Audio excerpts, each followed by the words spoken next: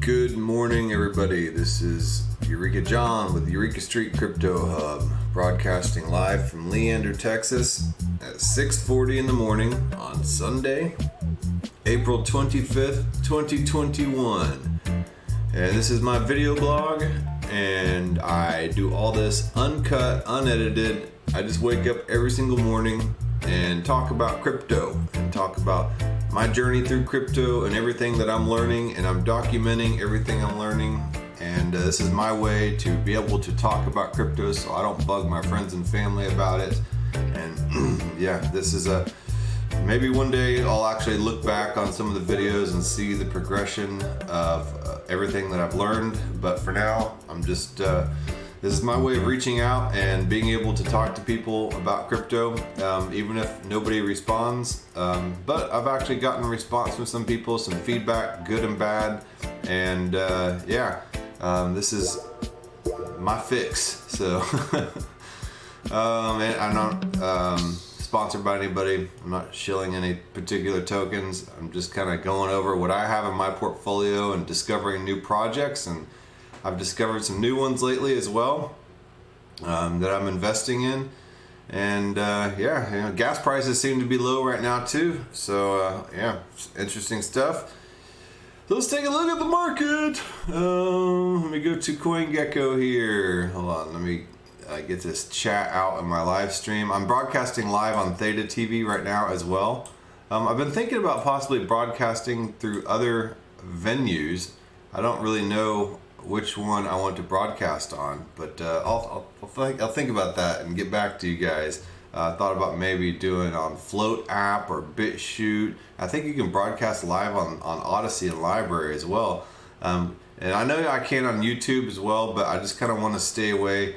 I mean, yeah, the purpose of crypto to me is to get away from a lot of these established structures and institutions and use a lot of the alternative solutions, and to support decentralization and to give the everyday Joe schmuck like me some kind of access to financial tools and opportunities that we would normally be filtered from being able to access. So I'm a little hesitant to use YouTube for any type of live streaming. So thanks. The 29LH06 says, appreciate you staying away from YouTube. I mean, it is inevitable. I do post this video up to YouTube, and that's where I do get a lot of my feedback from. But I definitely want to use the other platforms as much as possible. Right now there is what's called a D3 Greater Reset Summit going on right now on the Float app. Hold on, let me see if I can find it. I was watching some of it yesterday, and there's some really good speakers, and it's going to be going on again today from, I guess, noon to 5. And let's see here, Greater Reset. Let's see, what's it? The Greater Reset. Yeah, this is it, and I will follow this. And this is the Float app. It works a lot like Twitter, and they're going to be doing a whole lot of new type of a lot of new things on there. I think they may even be coming out with their own token at some point. But it is a decentralized, I think they're working on decentralizing it, if not already, social media platform. They're going to be putting it all on the IPFS Filecoin type of structure. You can do live streaming on here. It acts just like Twitter. They have chats and messages, and there's just a lot of interesting stuff, and there's a lot of interesting people on here. A lot of people have compared it to Parler and kind of an Alex Jones space, and that's not necessarily true. It has a lot of alternative type of mindsets on there. And just because somebody thinks differently, you don't have to immediately compare them to Alex Jones. I mean, Alex Jones doesn't bother me as much as he does a lot of other people, but he's a fellow Austinite too. It's just like, you don't have to compare anybody that thinks differently as some kind of crazy ape screaming into the camera. There are a lot of really interesting people with a bunch of different viewpoints coming from both the right and the left that I can certainly appreciate, and a lot of these voices are coming up here on the Greater Reset. People also compare it with Parler. I don't know much about Parler. I never used it whenever it was up or doing in the major limelight. I knew it was like a major conservative type of platform, but that too, it's just, there needs to be alternatives out there besides these major centralized places. I mean, they went to the extent of pulling them off of the entire platform, the web server platform, just because of some opinions. I mean, who determines what is harmful? I don't know, man. So anyway, this is a pretty interesting conference going on right now. Let me go into my email and I will pull it up. It is going to be going on today, and it's basically crypto. It's the decentralized distributed disruptive tech summit, and so I would check it out. Let's see here, Greater Reset Live. So there was some good speakers on there yesterday. They were talking about ZK snarks and ring signatures and comparing those and stuff, and they can get pretty technical. Then others can be more general. But there's just a lot of different subjects being covered, so it's definitely a worthwhile checkout. In my opinion, man, that's just my opinion. Oh man, but yeah, so definitely check that out. Check out the Float app if you haven't already. And then I'm also now broadcasting on BitChute, and I'm putting my shows up on BitChute and BitTube as well. So BitTube is another video platform I've recently discovered, and I've been kind of uploading my videos and messing around with it. They have a little wallet over right up here, a little browser wallet you can use, and I bought a little bit of BitTube, and I'm going to be staking it whenever staking is available. You can't see the little window that's popping up, but I will go here, and here's my little BitTube wallet.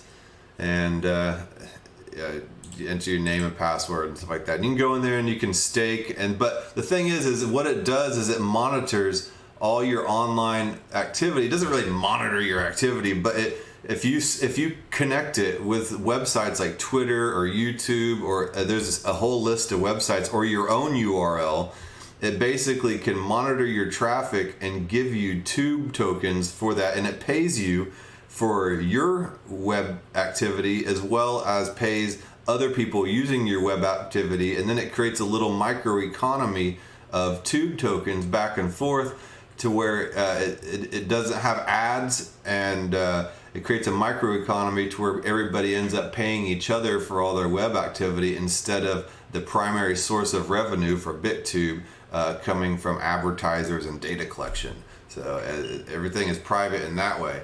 So it's an interesting concept, and I signed up. Well, I didn't sign up because there's nowhere to sign up, but I created a wallet and I bought a little bit of this Tube here, about 3,000, because it's a 3,000 minimum to stake. Right now, it's maybe like $70 or something. So whenever staking goes live, I'm going to do that. And I'm going to test this bad boy out and see what the deal is. Then there's DLive as well. It's another I can't talk this morning. It's early. Anyway, DLive is another streaming platform, and I've used it before, but it's a lot like Theta TV as well. So I'm going to be messing around with that. DLive and Theta TV both are kind of gamer heavy, in which a lot of gamers get on here and they stream themselves playing video games so other gamers can watch, and they can all jump on the same community streams and play games together, or people can watch another really good gamer and his techniques and what he does, or she or whoever, and do all that. So I'm a Gen Xer, man. I'm sorry, I grew up with video games, but it's a whole different style of video game. So I had the Super Nintendo. I remember Super Mario 3 came out, and that just completely blew my mind with a little raccoon that could fly, man. So but I do appreciate some new games as well. People that grew up, the younger people playing these multi-massively online player games and stuff like that, kind of helps me and other people understand the concept of NFTs, because when somebody works so hard for so long to build up all this gold that they've earned and then get some special sword, and then say the game just decides to you can't use that anywhere else, and you've spent that many hours and time trying to build up all that gold to get that special sword.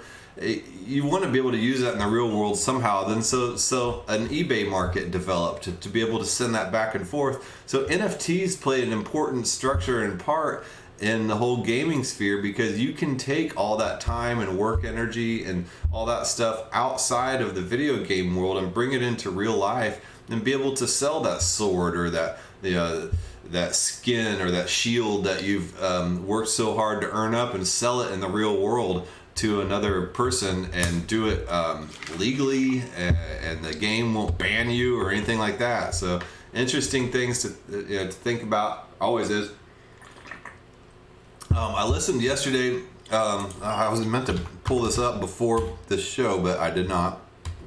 Brave New World. I listened to the Sergey Nazarov interview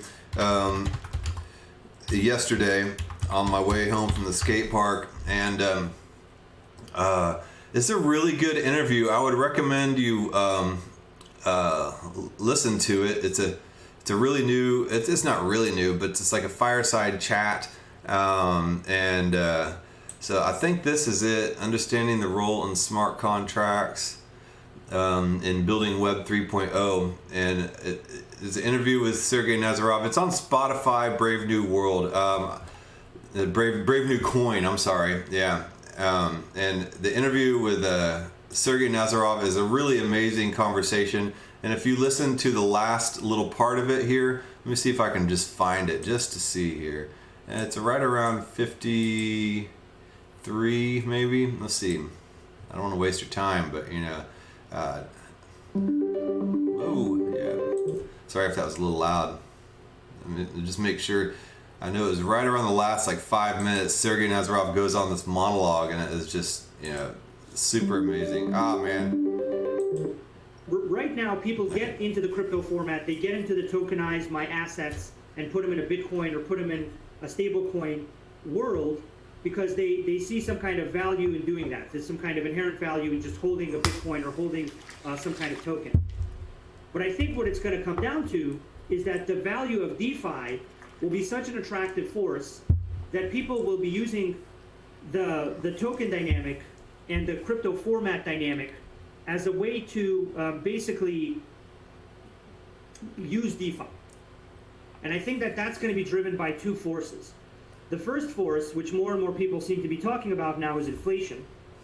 And unfortunately, that's a force that is continuing to be accelerated by global governments, central banks, Federal Reserve systems, and so on. And that's a force that's really not going anywhere.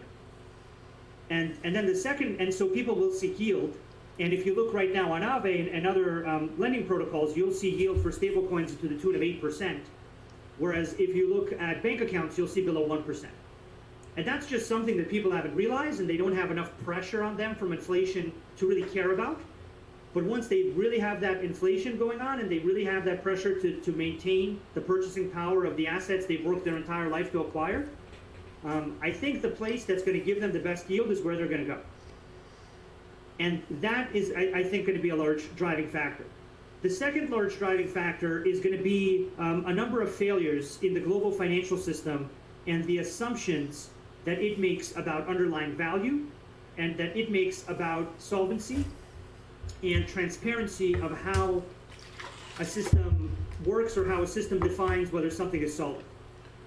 And this is something that I think is going to happen probably rapidly. I don't know if it'll happen gradually. It might happen gradually. I'm not an expert in that, but I think it'll be really a matter of people learning week after week that their relationship with their assets, or their relationship with an insurance provider, or their relationship with a bank, or their relationship with some kind of logo or brand is built on quicksand.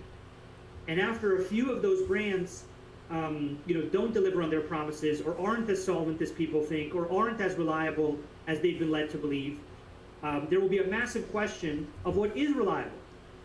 Where can I get reliability? Where can I get a transparent financial product? Where can I get a highly reliable system of contracts that guarantees me certain levels of risk and solvency and capital reserves around kind of my institution's holdings, my personal holdings. And I think the simple realization people will have, the same realization I had years ago, is that blockchains and hybrid smart contracts and decentralized finance is their only option. Up until decentralized finance, smart contracts, blockchains, the option people had was to go down the block to a different brand, which seemed like it had a better logo that would give them the same exact paper contract with the same exact, basically, bullshit story. And people had no choice. They would just be like, oh, you know, your building looks really nice. You have wonderful pillars, right? This is why the banks in a lot of these mining towns and a lot of these places, they were the biggest, nicest looking building, right? They were better than the church, these banks. They had pillars. They were made of stone. They were amazing because they proved to people that, you know, you're reliable. Here's my beautiful facade. I have enough money for marble. I have enough money for stone. You know, it's a really reliable thing. This has been the agreement people have had for centuries with institutions and also with each other through institutions. And I think that there is every once in a while a reckoning about this. There's every once in a while a set of events that put that relationship into question. And so far, up until now, throughout history, there has been no alternative other than going down the street to the nicer bank with the bigger pillars and more stone and bigger bars on the windows and a nicer logo. But now you have an alternative. And I think that's the thing that is kind of amazing to me. Because I don't understand why boom and bust cycles won't continue. By all accounts, every well-informed person in the financial world says boom and bust cycles will definitely continue. The boom and bust cycle is at an all-time high here, so the boom is really big. You know, there's going to be some kind of bust. There's going to be some kind of return to reality. And invariably, when there is that return to reality, people always look for a better reality, right? They realize reality is really harsh. We all just took a 30% haircut. Some people got completely wiped out, and it's because we didn't know what was going on. It's because we couldn't manage risk. It's because, you know, they knew, but we didn't know. And amazingly enough, for the first time in history, there's going to be an alternative. And I personally think that when this boom and bust cycle happens, the alternative is going to be so attractive and so well made and so polished by that point that everyone is going to say, well, obviously, I want a cryptographic guarantee that you're solvent. And obviously, I want to know the exact mathematical conditions under which my assets will be, you know, held in this state or that state, and under what conditions I can retrieve them, and that I control that. It's just a matter of people realizing that they need that from a bust cycle, creating that urgency and need. And I think that's probably going to be the large macro force that pushes the global financial system over the edge and completely into blockchain land. Okay, so that was Sergey Nazarov, and he is the founder of Chainlink. And Chainlink is the Oracle token that brings data from the real world to the blockchain. And he's here talking about Chainlink 2.0. Chainlink just came out with a new white paper and about hybrid smart contracts using all the functionality of big data, and a lot of that along with smart contracts and the oracles to create a new version of what smart contracts are. And his words couldn't be more wise. And talking about just the average person, us, you and me, we do not have to sit here and bow down to the next big marble pillar facade of a bank, saying that they are more reliable than the other bank down the street, when they're all basically different packages of the same crappy solution that we've been given. Math is reliable. We don't have to sit there and depend on some overlord looking at us and our financials and who we're married to, or our lifestyle, or the color of our skin, or anything like that, and determining whether or not we are worthwhile people.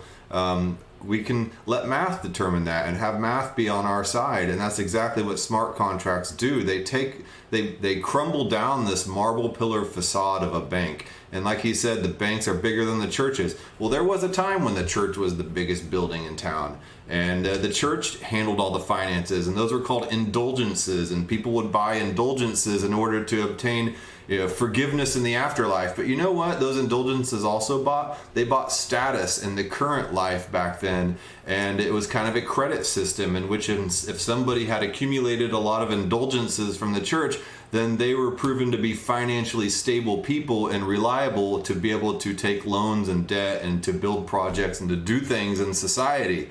When I first learned about indulgences in seminary, I was just like, oh my God, this is the credit system. How does nobody not see this, And so now we went from the church to the state, and then the state have just basically built banks to replace where the churches had, the vacuum the churches had left. And then, so we've built up this big atheist type of banking state that are basically the churches from before during medieval times. And then the churches took the place of the Roman government. Before that, it's all just gone from overlord to overlord to overlord. And for the first time in history, what Sergey Nazarov is saying is blockchain and Bitcoin and smart contracts and everything, they're offering us an opportunity to not follow human beings in large overlord type of institutions run by human beings. We can base our power in math. And a lot of people would say, some people would say, well, this is kind of the new gospel. The gospel is the good news that you aren't a slave. So if you want to go get all religious, but it's not really religious, because the early Christians weren't really religious people. Yeah, sure, they were Jews by tradition, the first ones, and then there were the Greeks and everywhere else. But what they saw is that this is not something that has to do with some local tribal religion. This is the good news that you are a free person and you do not have to be a slave to these overlord type of structures. And that's exactly what Sergey Nazarov is kind of saying here. I got an interesting comment yesterday on one of my videos. I don't know who this is, but I was chatting back and forth a little bit. Let me go into my comments and I'll take a look. Let's see here. 29LH06 says 501c3 has made the government overlord to the evangelical church. Yes, and that is true in some cultures. 501c3, when I see a church with the 501c3 type of tax credits and stuff like that, I know that the message that they're saying in order to be able to qualify for that 501c3 is no better than any other type of government institution. It is basically just an arm of the government institution. So you're absolutely correct on that. But it's hard to function. And I know a lot of amazing pastors. Having been to seminary, I've talked to a lot of people in the religious space who definitely have amazing intentions and want to do the right thing. But then it just becomes like a business, like anything else. And they end up having to follow these rules, and if they don't get this 501c3, then they can't keep their doors open, so they have to kind of like find this weird little line of how they're going to function and keep their doors open but still be able to give people a message that they will I guess bring them some kind of salvation. I mean, I hate to use all these churchy terms, but they make sense when you actually dig down to the original root meaning of them, and which is why a lot of church people really dig down to the Greek and the Hebrew, because they want to bring forth the original meaning of what all this was supposed to be before it got watered down by the imperial church and Constantine and everything like that. So anyway, this conversation that I had with this person, let me go down to it. Where was it? 3 replies. Oh no. So let me clock out of this. And okay. So he said, talked about orange pilled. He says, how do you become orange pilled? Bitcoin maximalists are kind of talking of an illumination. I don't have that. I see mathematically sound algorithm, but yeah. I mean, yeah, I don't know, man. I don't know about like some kind of illumination, the salvation moment. That's all subjective. And the same thing happens in the church too. People, say that they're saved, in some cultures, and other people say it wasn't like a necessarily aha moment. It was a gradual process. And then you have sanctification and, salvation, and all this opens up an entire can of worms of debate. But my response was like, I don't know what you mean by being orange pilled, but to me it seems to be the tipping point where you realize you don't have to live under the banking system and the institutional segregation structures put into place while they have us all fighting with each other over race and gender.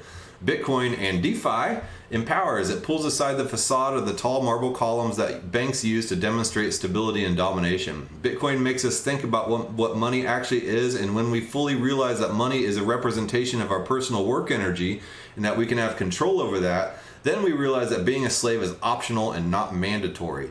Anyway, then I go on to Robert Breedlove and his podcast series with Michael Saylor. What is Money is a great podcast to listen to if you want to explore the more philosophical side of it all. And that's true. That is an amazing podcast series. They go way philosophical. Robert Breedlove is kind of a space cadet in his head, but his podcasts are amazing, and they ask a lot of foundational questions. Why are you into this? Why are you into crypto?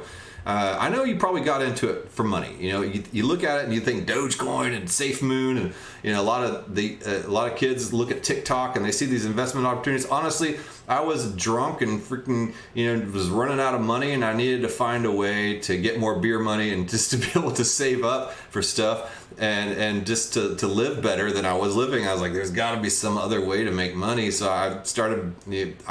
I found Dogecoin, and this was like 2.5 years ago, and I invested in Dogecoin and XRP and a little bit in Bitcoin, and then I started studying more and more of it, and over time I started to really understand that there's a lot more to this than just making money. And then I started having a bunch of little aha moments about how DeFi and cryptocurrency is taking over the banking infrastructure, and that we have alternatives to this credit system, that we don't have to go to these predatory loan places and these payday, super instant payday loan days that are charging us like 33% on our interest on no credit. It's okay, bad credit, okay, we'll give you this loan, but now here we're shark sucking you, and you're our slave for sure. We're gonna just take your whole paycheck, take 33% of it, and here you go.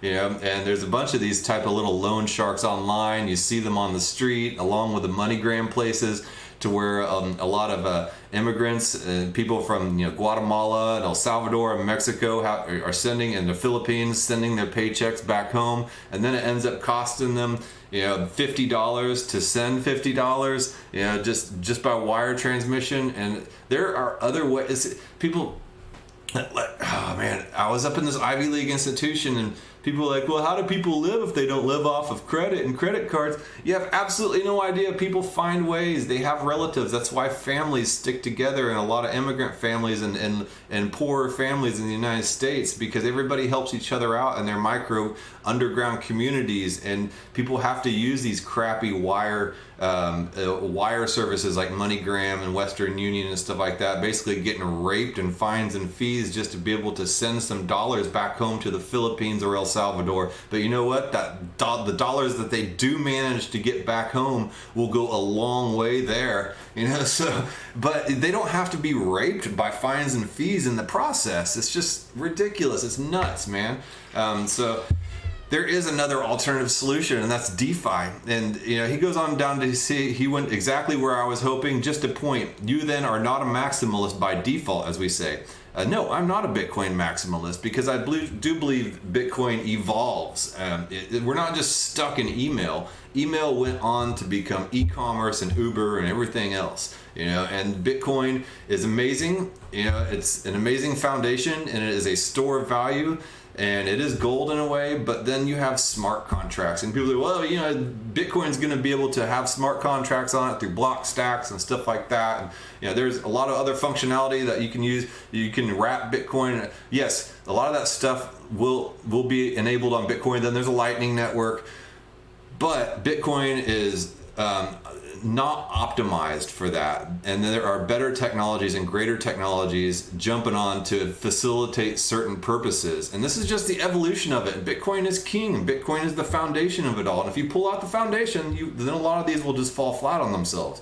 But that's just my little rant on that. So yes, I'm not a maximalist by default, as we say. Since you try to understand other projects, not a judgment, just trying to understand. So strange. Just finished the Bitcoin session just now, and they were promoting Breedlove and Saylor. Okay, yeah, so go listen to Breedlove and Saylor, Michael Saylor's What is Money. Listen to this podcast I just showed you, Brave New Coin, the interview with Sergey Nazarov. It's an amazing interview, and you will come to understand what hybrid smart contracts are. And they do also talk about like the crash in 2008, and how that crash would never have happened if we would have had smart contracts, because there would have been transparency and people wouldn't have been investing in these basically shell of mortgages that had no value and these derivatives and all this stuff. And because once they realized that they had no value, the entire market just completely crashed. And that's what inspired Bitcoin.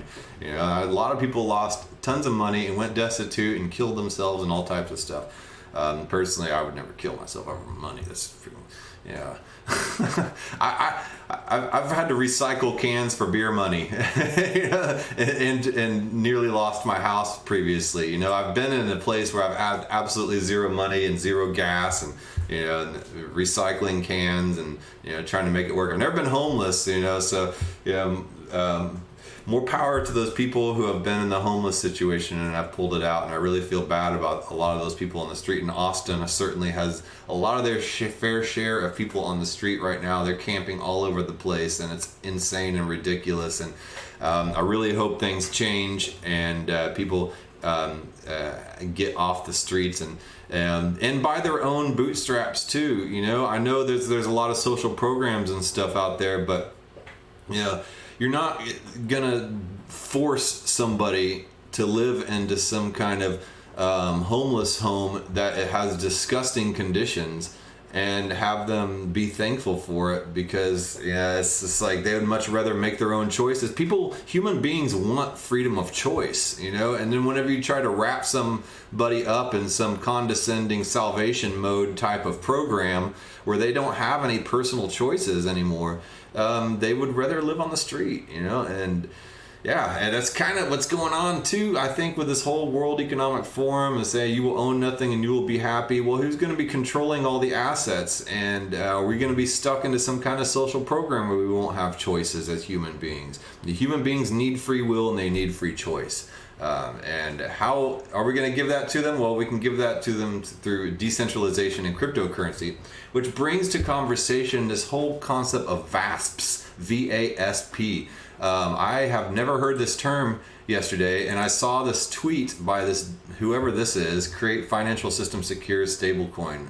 But he said, the most important qualification for exchange's VASP registration is an official partnership with a local commercial bank.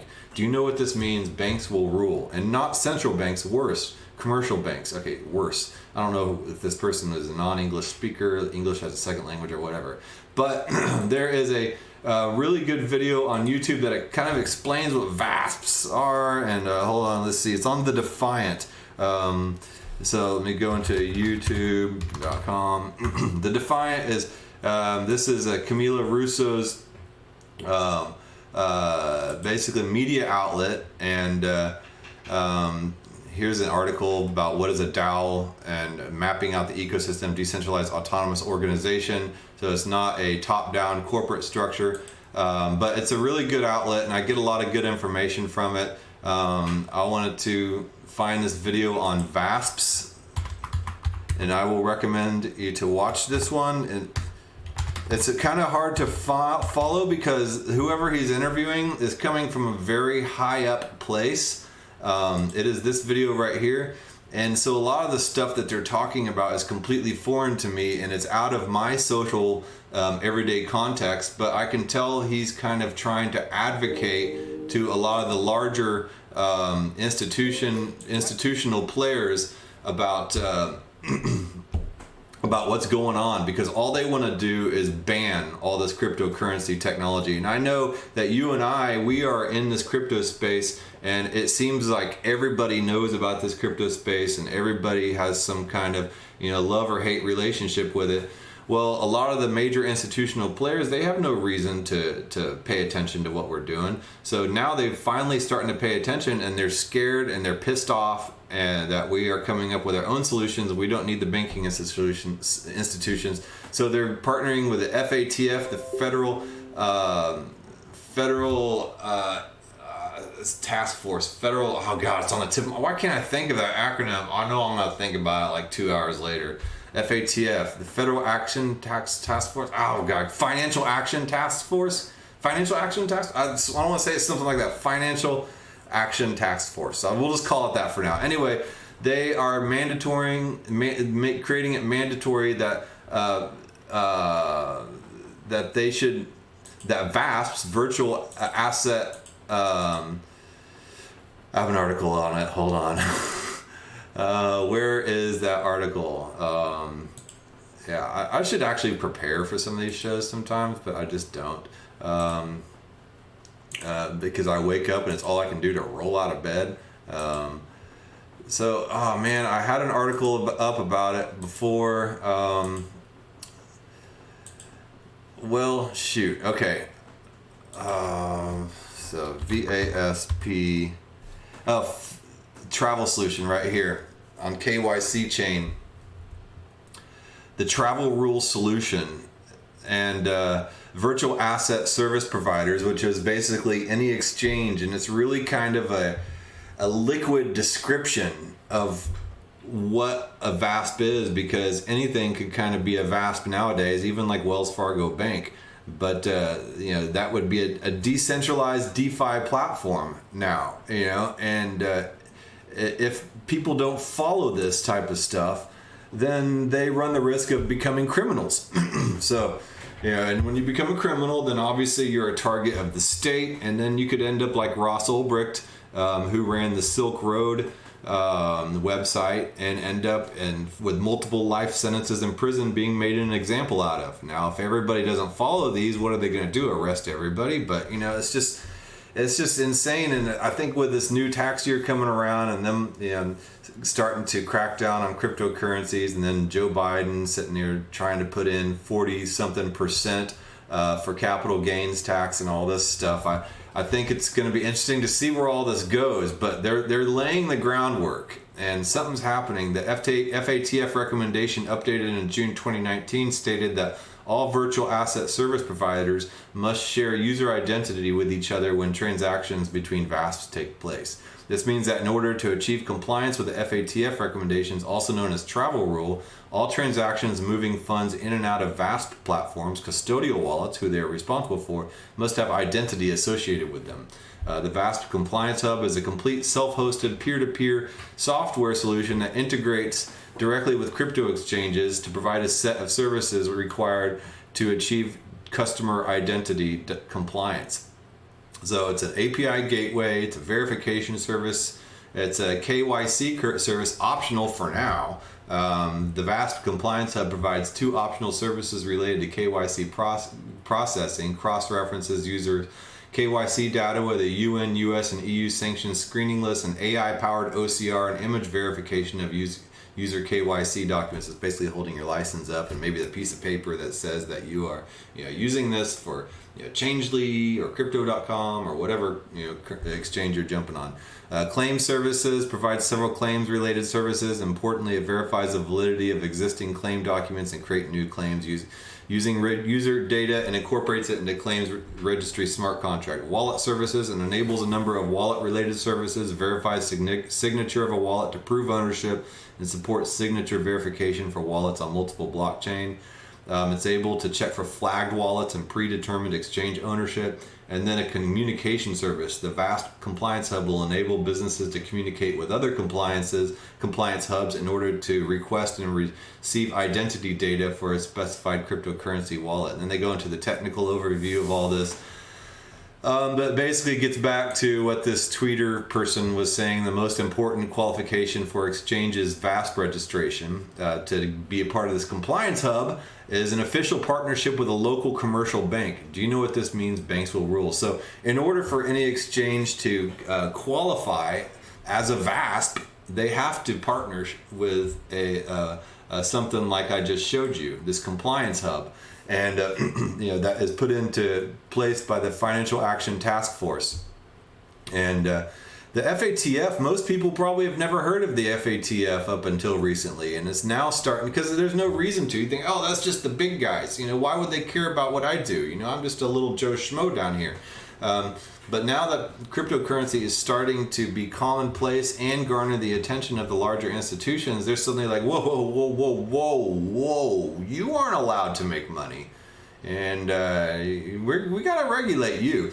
And I understand people want a little bit of regulation. You know, they don't want to, this wild west of crypto is not for everybody. And that's understood. And I get it. You know, you don't want to be scammed and you don't want to have the rug pulled on you.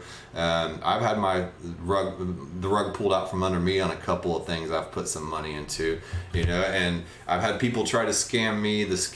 All the scammers on YouTube are insane, impersonating a lot of people, trying to get you to do these asymmetrical airdrops where you send 0.1 Bitcoin and they'll send you a whole Bitcoin. No, never believe that crap. But it's kind of been a wild west. So yes, some regulation is due. But this whole KYC thing and the fact that in order to be able to be for them to be compliant with federal restrictions and federal rules and federal laws, and the federal goes worldwide nowadays, in order for them to be legitimate and not turned into criminals, they have to cooperate with the banks. Well, isn't that what a lot of the banks were trying to get?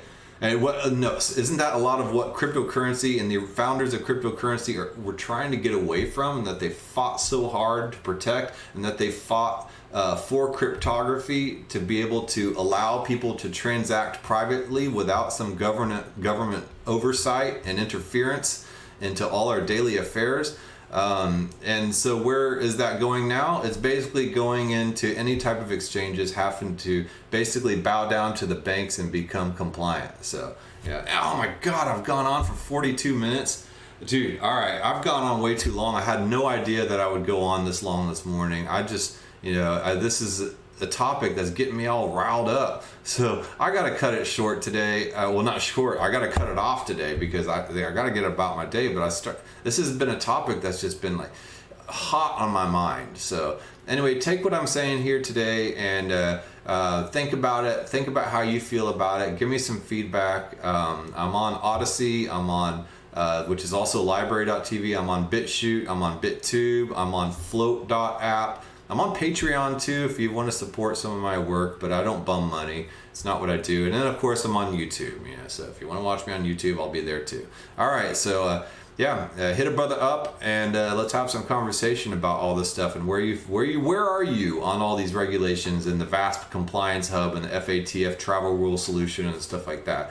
Interesting topics for sure. So anyway, this episode this morning was not technical at all. This was all high level. Sometimes I like to get technical and down to the nitty gritty and talk about little minute stuff like ZK snarks and roll ups and all that stuff. And I love those conversations too. Those are fun. All right. Well, I will talk to you guys later. You have a good Sunday. Try to spend some time with your family if you can. Family day is always a good day. And